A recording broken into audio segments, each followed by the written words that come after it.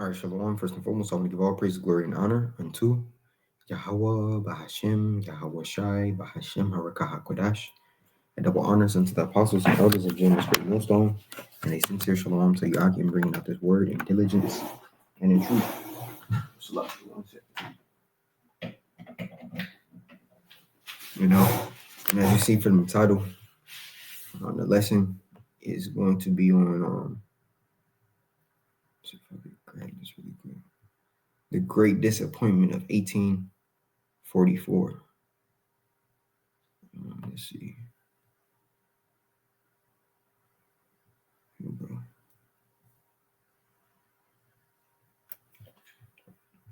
Yeah, the Great Disappointment of 1844. Right. So, Elder Gabar War, you know, he was going in. Him and another brother were going in today on the Day of Atonement. You know, and one of the side things he said is he mentioned, you know, the Great Disappointment of 1844. You know, and when he said it, it struck me. So I had to like it up. I had to look it up. You know, and do a lesson on it because we understand this just happened. You know, about people trying to predict the date of when the return of who the world inwardly calls the Messiah will return, man. They were saying it was going to be a what's the word? A rapture, you know?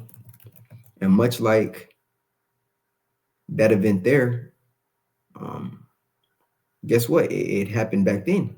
So men are always trying to figure out, you know, when the return of the Most High, it's like the return of his son, you know, what would come. But the truth is that and the dude name was Joshua uh Malakela, however you say it, Malakela, who basically gave that date, that false date. But men are always trying to figure out when a Yahweh Shai is going to return. And ultimately, if you don't have the spirit, and you won't even be able to judge the times in which his return will be. Now, the scripture says this, and I'll start off here. We're going to go into the book of Matthew, the 24th chapter. Because this is what you have to understand first, man. This is Matthew 24 and 36, and it reads, "But of that day and hour knoweth no man." I'm going to start up at 34. It says, "Verily I say unto you, this generation shall not pass till all these things be fulfilled." And what are those things that the scripture is speaking about? The prophecies. Matter of fact, quick pre, we're going to go here to the book of Revelation 19, right? Because this is what you have to have, ultimately. I'm going to grab that, hold that really quick. I'm going to put this here, Amos 3. Right? I'll read this first. It reads, "Surely the Lord Yahweh, Bashem Yahushai, will do nothing, but he revealeth his secret unto his servants, the prophets. And those are they that have this here, man." Revelation 19 and 10, "And I fell at his feet to worship him. And he said unto me, See thou do it not. I am thy fellow servant, and of thy brethren that have the testimony of Yahweh Shai. Worship Yahweh, for the testimony of Yahweh Shai is the spirit of prophecy." So the Lord only gave his men, you know, the secrets, his servants, the prophets, the testimony, which is the spirit of prophecy. So ultimately, if you aren't, you know, a man of Yahweh Shai Shai, you won't be able to break down these prophecies, man, because he gave it unto those whom he felt were worthy to hold. So when you have men, you know, in the church telling you that the Lord is going to come back on a particular day or between the time periods of this date and this date, that's completely going off, because we just read, and I'll finish it, in the book of Matthew, the 24th chapter here.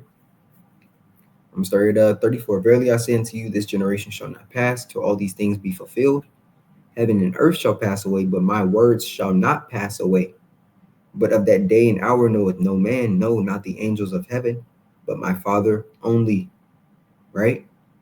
But my Father only. So only Yahweh knows. Man upon the earth can't comprehend or know that date, because the Lord himself, Yahweh, has dictated when Yahweh Shai will return. And the thing that these people tend to forget is that there's so many prophecies that still have to come to pass, before the deliverance, before Yahushua returns with the host of heaven and the elect be beamed up out of here, man. You know, the MOT has to still be made mandatory.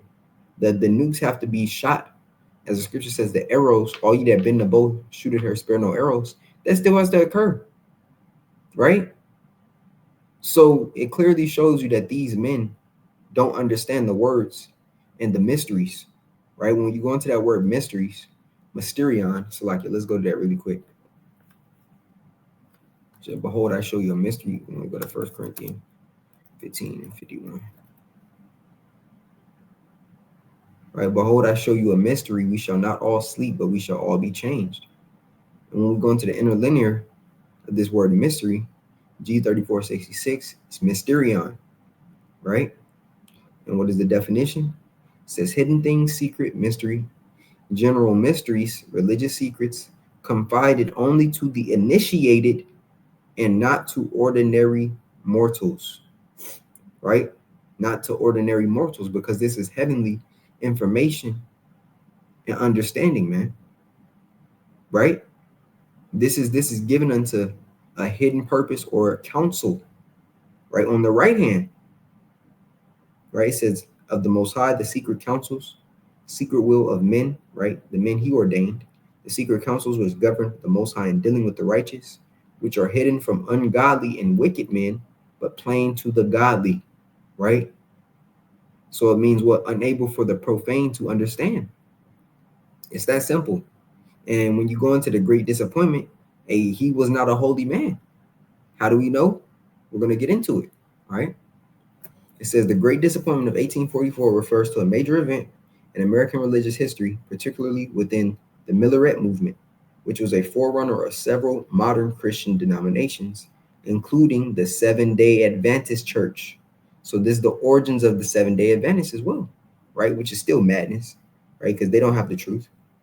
It says here's a breakdown. William Miller, a Baptist preacher of the early 1800s, studied biblical prophecy, especially Daniel 14. And what good is thy studying or reading if you don't understand? The scriptures say, with all thy getting, get understanding, right? With all thy reading, get understanding, right? So we're going to go into the book of Daniel 8 to see what it's actually talking about. Oops. Daniel 8, 13. So keep reading. It says, William Miller, a Baptist preacher in the early 1800s, studied biblical prophecy, especially Daniel 8 and 14. Unto 2,300 days, then shall the sanctuary be cleansed. He concluded that the cleansing of the sanctuary meant the second coming of the most, I keep saying the most, of the Messiah, right, of the anointed. It says, through calculations, Miller predicted the Messiah will return between March 21st, 1843 and March 21st, 1844. So he gave it a whole year because he wasn't sure. And we just read in Matthew 24th chapter how no man knoweth the hour. So it's crazy how he'll try to read and understand the deep breakdowns of Daniel, but can't understand, a simple, precept in the book of Matthew, the 24th chapter, about no man knowing the hour. It says after the first time window passed, right after it failed, followers adjusted their interpretation using the Jewish calendar. October 22nd, 1844 was the set as the exact date of the Messiah's return. Tens of thousands of people across the U.S. sold property, left jobs, and prepared for who the world ignorantly causes to come, right? Which this is what they did here again, right? This is what they did here again in September. Why pastors claim about the end of the world is all over.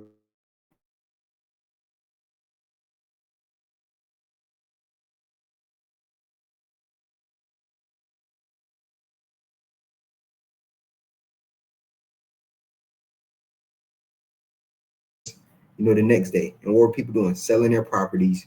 Why would you even sell your property? What are you trying to get money for before the coming day of your quote unquote rapture, man? You can't take that money with you. Showing you that in complete spirit, they just off, man. Just completely off. But this is what happens. Hey, when you're following men who aren't who weren't given the spirit of Yahweh Shem Yahshai, you know, and you go into all these wayward ways in order to try to find a way out. When Yahweh Shem Yahshai has the way given unto you by the men who are out on highways and hedges. It's no glory of us. The Lord is just using us as vessels to preach this word, man. Right. So let's get into this in the book of Daniel 8, right? Because it's not speaking of so like it's not speaking of March 21st, 1843 to March 21st, 1844. It's speaking about what happened during the time of the Grecians, of the defiling of the temple to the rededication of it. Hence, the holy day of which we call the Feast of Dedication, or Hanukkah, what is called Hanukkah, right? That's what it's speaking about. And we're going to get that history in the book of First Maccabees to prove that. 1 second. First Maccabees 1 and 40, and First Maccabees 4. Right. I'm just putting them on the screen. 1 second. So this is Daniel 8. I'm gonna start here at 11. It says, yea, he magnified himself even to the prince of the host, and by him the daily sacrifice was taken away, and the place of his sanctuary was cast down. And an host was given him against the daily sacrifice by reason of transgression, and it cast down the truth to the ground, and it practiced and prospered.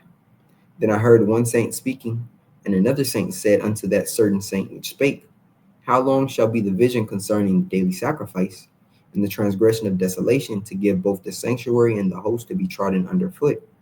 And he said unto me, 2,300 days, then shall the sanctuary be cleansed. Right? So when you go over to the book of First Maccabees 1, we're going to get into the defiling of that temple, man, right? Or what you call the abomination of desolation, right? Now this is First Maccabees 1 and 41, right? Because this is also the understanding of how Jake became Grecians, how our people became Gentiles or Hellenistes, right? Which just simply means Jake started to follow the customs of the heathen and call themselves Greeks. That's why Timothy's father in the scriptures, it says, oh, and his father was a Greek. It's not that he wasn't an Israelite, because he was, but it is that he was so caught up in the Grecian way of lifestyle that he considered himself to be a Greek, much like Jake here in America called themselves African Americans or Negroes, right? Mexicans, so forth and so on. In the place of our captivity, Jake is what called themselves the bywords and proverbs in which was placed upon them. Yet they're still Israelites, regardless of whether they believe it or whether they call themselves it. You can't change what the seed is. But here it is. It says, moreover, King, First Maccabees 1 and 41. It says, moreover, King Antiochus wrote to his whole kingdom that all should be one people, and everyone should leave his laws. So all the heathen agreed according to the commandment of the king. Yea, many also of the Israelites consented to his religion and sacrificed unto idols and profaned the Sabbath. Oh, snap. I'm not even showing. Salakia. Here it is. 43. It says, for the king has sent letters by messengers unto Jerusalem, this is verse 44, and the cities of Judah, that they should follow the strange laws of the land, and forbid burnt offerings and sacrifice and drink offerings in the temple, and that they should what? Profane the Sabbath and festival days, and pollute the sanctuary and holy people. There it is. All right, this is the beginning of it. Of Jake what? Not being called Israelites, but being called Grecians, being called Gentiles, right? Here it is. Christians don't understand that this history is located within the Apocrypha. So when they're reading the scriptures, they go Malachi, Matthew, and they skip over the Grecian Empire. Well, a lot of damage was done in the Grecian Empire, man. A lot of hell was brought upon our people in that empire, right? You jump straight right into Romans, and now you don't understand the mystery of the Gentiles, because you don't know about these events that occurred within the Grecian Empire under, Antiochus and so forth, man. Right? It says, and pollute the sanctuary and holy people, and set up altars and groves and chapels of idols, and sacrifice swine's flesh and unclean beasts, that they should also leave their children uncircumcised and make their souls abominable with all manner of uncleanness and profanation, to the end they might forget the law and change all the ordinances. And whosoever would not do according to the commandment of the king he should die, which the same thing is going to be happening in this time, man. You're calling yourself an Israelite. You believe in Yahweh Shema Shai. Well, he is going to categorize you, as we always go into the accuser, right? When we go into Revelation 12, and it brings out the accuser, that word there is categoreo, which is basically him what?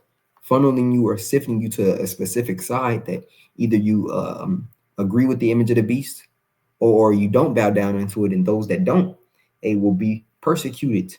So that the same thing that's happening and going to happen in these times, it's been happening, right? Nothing new under the sun, as the scripture says in the book of Ecclesiastes. It says, and whosoever would not do according to the commandment of the king, that he should die.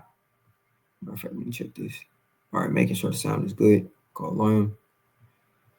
Okay. 51. In the self same manner wrote he to his whole kingdom, and appointed overseers over all the people, commanding the cities of Judah to sacrifice city by city. All right, so here it is. Jake is sacrificing swine on the altar, which is just completely going off, as well as having sex on the Sabbath. All things that ultimately are reversed into what Yahweh Shema Shah told us to do, the ways of the heathen, right? It says, then many of the people were gathered unto them, to wit, everyone that forsook the law. So they committed evils in the land and drove the Israelites into secret places, even wheresoever they could flee to succor, flee for succor. And this is the point. Now, the 15th day of the month Caslu, in the 140th and 5th year, they set up the abomination of desolation upon the altar and builded idol altars throughout the cities of Judah on every side, and burnt incense at the doors of their houses and in the streets. And when they had rent in pieces the books of the law, which they found, they burnt them with fire. Right? So it's going to be illegal, to call yourself an Israelite, much like what it was in those times. And those that did, they were ultimately put to death. So how much more in the time of Daniel 12 that we're coming into? And Esau is going to be that madman sparing none. He has a bone to pick with the children of Yahweh Shem Shai. That indignation is going to be increased, or it's like that perpetual hatred, as spoken of in the book of Genesis and Ezekiel, is going to be increased to above measure, man. It says, and wheresoever was found with any the book of the testament, or if any consented to the law, the king's commandment was that they should put him to death. Right? Going back into that draconian rule, right? It happened in the Grecian Empire, the Roman Empire. How much more the revitalization of that Roman Empire, man? Right? It says, thus did they by their authority unto the Israelites every month. It says, many as were found in the cities. Now the 5 and 20th day of the month, they did sacrifice upon the idol altar, which was upon the altar of the Most High, at which time, according to the commandment, they put to death certain women that had caused their children to be circumcised, right? So this shows you how severe things were, back then, man. Now, to get back into the great disappointment, the truth about Daniel 8, right? Because here he said, oh, it's about 2,300 days for us to be saved, right? It says here, the disappointment. When October 22nd, 1844 passed with no return of their Messiah, the movement collapsed in despair. Many believers abandoned faith. Some returned to their previous churches, and others reinterpreted the prophecy, right? So didn't this just happen here again? You have a lot of people after this, they left the Christian church and are going to find other ways to quote unquote worship. You had that woman saying she about to go read the Quran. Niggas are gonna heap into witchcraft. Hey, women have been leaving the Christian church and going to the left hand side, man. Right? So it happened in 1844. It happened in 2025, and it's gonna keep happening because these people are going to continue to try to predict the date in which Yahweh Shai is going to return. Now, to go back into the book of First Maccabees, the 4th chapter, because this is speaking on that 2,300 days, right? This is the breakdown of it. And Elder Yashawamba has a beautiful lesson, still up, on the tube concerning the Daniel 8 chapter, man. Go watch it, And Apostle Tahar re-uploaded it, some time back. But this is First Maccabees 4. I'll start here at the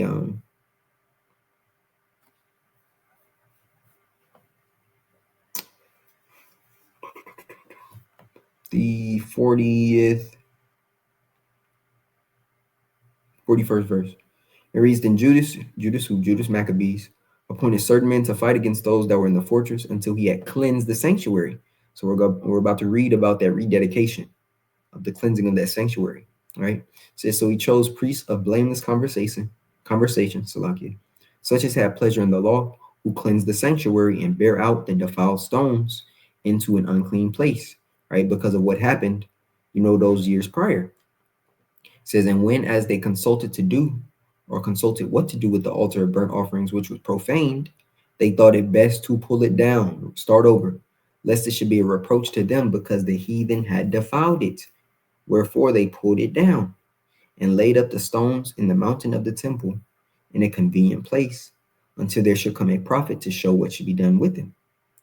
Then they took whole stones according to the law and built a new altar according to the former, and made up the sanctuary and the things that were within the temple and hallowed the courts. They made also new holy vessels, and into the temple they brought the candlestick and the altar of burnt offerings and of incense and the table. And upon the altar they burnt incense, and the lambs that were upon the candlestick they lighted, that they may give light in the temple. Furthermore, they set the loaves upon the table and spread out the veils and finished all the works which they had begun to make. Now this is the other day. Now on the 25th day of the 9th month, which is called the month Caslu, in the 140th and 8th year, they rose up betimes in the morning. So that concludes that 2,300 days, man, which is 6 years and 3 months, right? And just look up how many days or how many months or years are in 2,300 days. Matter of fact, we can just do it now. How many years in 2,300 days?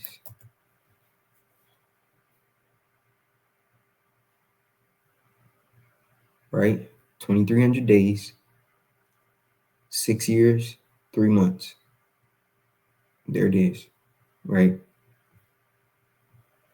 Now, this is the rededication of the temple, or the Feast of Dedication, which we keep 8 days, right? And it's going to get into it. It says, now on the 25th day of the month, which is called the month Caslu, in the 140th year, they rose up betimes in the morning and offered sacrifice unto the law upon the new altar of burnt offerings, which they had made. Look at what time and what day the heathen hath profaned it, even that which was dedicated with songs and citherns and harps and cymbals. Then all the people fell upon their faces, worshiping and praising the power of heaven, Yahweh, Ba'ashem Yahushai, who had given them good success. And so they kept the dedication of the altar 8 days and offered burnt offerings with gladness and sacrificed the sacrifice of deliverance and praises. So that Daniel 8 is speaking about this moment here of history in the Grecian Empire, which is the rededication of the temple, man, right? Chanukah, right? Now to go back to this, the great disappointment, and it's going to be that for majority of the world. Because guess what? The Lord is unto those of a small sanctuary, as the scripture says, right? It says some concluded Miller was simply wrong, which is the truth. He was just wrong, man. Others reinterpret the cleansing of the sanctuary not as the second coming, but as the Messiah beginning a new phase of heavenly ministry, which is the rededication of the temple. That's what it goes into, man, right? Now, here it is. We see these patterns of people continuously trying to say, oh, it's going to be on this date, on that date, right? But when we go here, back to the book of Matthew, the 24th chapter, and it reads, I'll start here at 35. It says, heaven and earth shall pass away, but my words shall not pass away. But of that day and hour knoweth no man, no, not the angels of heaven, but my Father only. But as the days of Noah were, so shall also the coming of the Son of Man be. For as in the days that were before the flood, they were eating and drinking, marrying and giving in marriage, until that day Noah entered into the ark, and knew not until the flood came and took them all away. So shall also the coming of the Son of Man be. Right? And we understand that we are able to tell, and judge, what's happening according to prophecy. 2 Esdras 9 at the top. He answered me then and said, measure thou the time diligently in itself. And when thou seest part of the signs pass, which I have told thee before, then shalt thou understand that it is the very same time wherein the highest will begin to visit the world which he made. So it's still prophecies that have to take place. And we still have to be persecuted, you know. And the MOTB has to still be made mandatory. Salakia. We still have to be persecuted. The standard has to be lifted, as according to the book of Isaiah, the 59th chapter, right? The MOTB has to be made mandatory. And all ye that bend the bow has to shoot at her and spare no arrows. Then the deliverance will come, man. You know, out of most importantly, you know, the big deliverance, you know, it's going to come from this country here, as the scripture says in the book of Jeremiah. Right, no longer shall it be said that the Lord liveth with brought the children of Israel out of the land of Egypt, but it shall be said that the Lord liveth with brought the children of the land of Israel. It's like the children of Israel out of the land of the north, which is America. And you'll have brothers that be saved out of the rest of these countries as well, man, who've been putting in the work of Yahweh Shema Shai. You know, they got to be saved as well, right? But this just goes to show you that you can't believe every spirit, as the scripture says. Matter of fact, let's grab that out of the book of 1 John 4:1.